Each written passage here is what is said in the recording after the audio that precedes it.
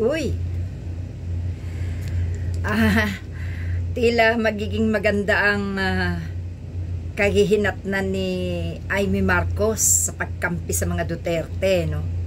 Kasi may isang pasaway na pinipilit siyang patunayan na si Marcos, si BBM ay nagko-cocaine. Si Harry Roque. Si Harry Roque na gustong-gusto at atat na mapatalsik si PBBM sa pwesto ay mismong kapatid ang pinapaamin na alam daw sigurado ni Amy Marcos ang kapatid ay nagko-cocaine. So, ibig sabihin po nito, ang gusto ni Roque patunayan ni Amy Marcos sa buong mundo na ang kapatid niya ay addict sa cocaine at gumagamit ng cocaine.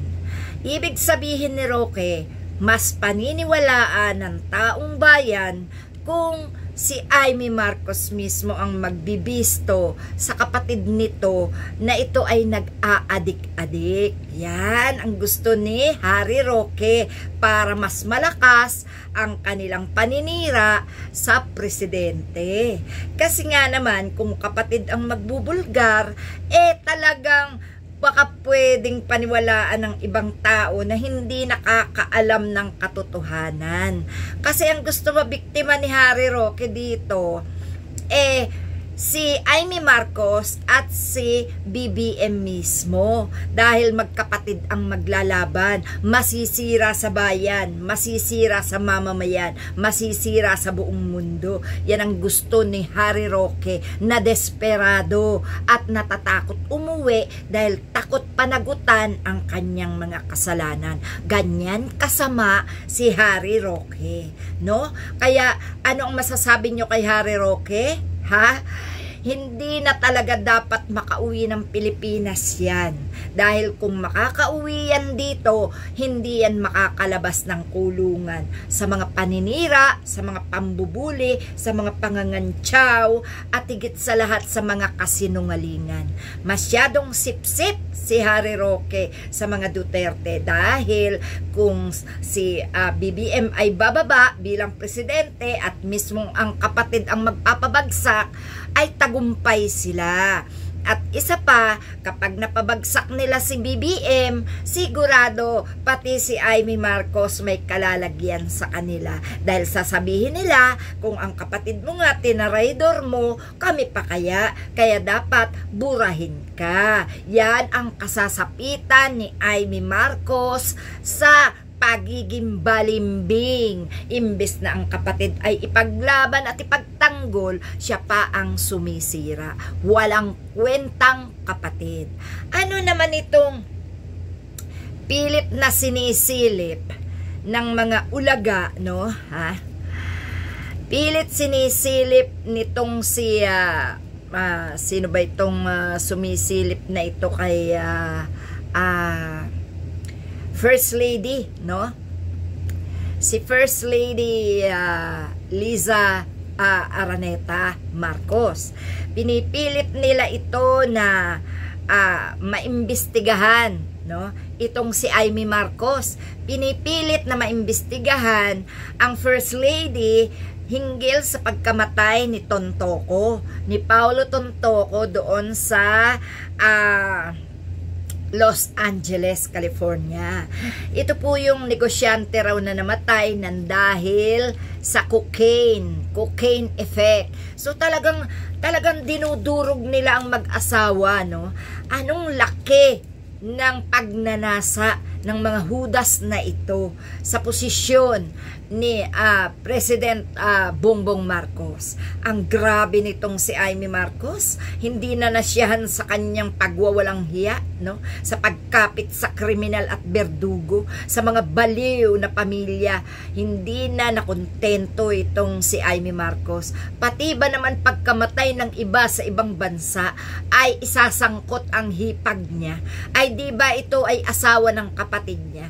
Kaya kayo ba, gugustuhin nyo pa ba na may kagaya ni Amy Marcos sa bansa na mamamahala kung yung sariling kapatid hindi siya mapagkatiwalaan? tayo pa kayang mga mamamayan ang magtitiwala sa isang Amy Marcos kuno na noong pamang martial law ay may ginagawa ng katiwalian? Di lalo na pag nakaupo na yan, Judas na talaga ang dating niyan. At hindi papayag yan na merong kukontra sa kanilang mga kasabaan. Ganyan sila. Kung hindi kayo pakukulong, ipatitira ka, ipapapatay ka. Ganyan ang mga Judas na yan. At si Harry Roque nabaliw na. At yan, sila-sila ang naggagamitan, sila-sila ang nagtuturuan, sila-sila ang magkakagulo sa bandang huli. Kaya anong klaseng mga tao ito? Ito namang si Baste at si Robin Padilla. Ano naman ang ginagawa nito kay Senadora Riza Hontiveros? Akala nila hindi sila papalagan ni Senadora Riza Hontiveros. Hindi pwedeng hindi patulan. Mga naturingang senador yan, ano? Hindi pwedeng hindi sila patulan ni Senadora Riza dahil pare-pareho silang senador at kongresista o kaya yun nga, mayor ng Davao. Bineltahan sila ni Senadora Riza Hontiveros. Hoy, kayong dalawang mangmang, ikaw Robin Padilla at Sebastian Duterte, mahiya kayo sa inyong sarili dahil ang kinakalaban nyo isang babaeng nakapag-aral. Hindi nyo ba alam kung gaano kalalim bago nyo malaman ang iniisip ng isang babae?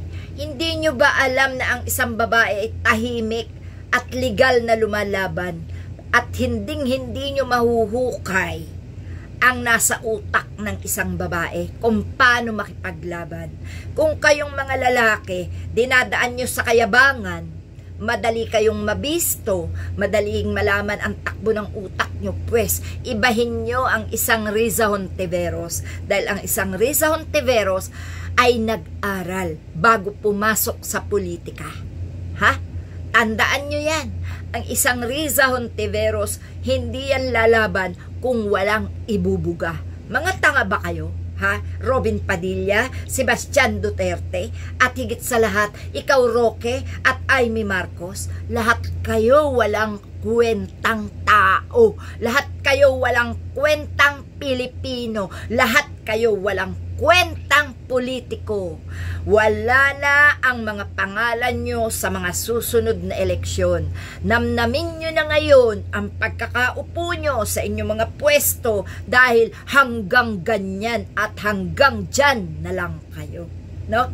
Goodbye sa inyo dahil basang-basa na ang inyong mga papel, gula-gulanit na ang inyong papel sa isip at diwa ng mamamayang Pilipino, mga usbaw. Thank you mga kapatid.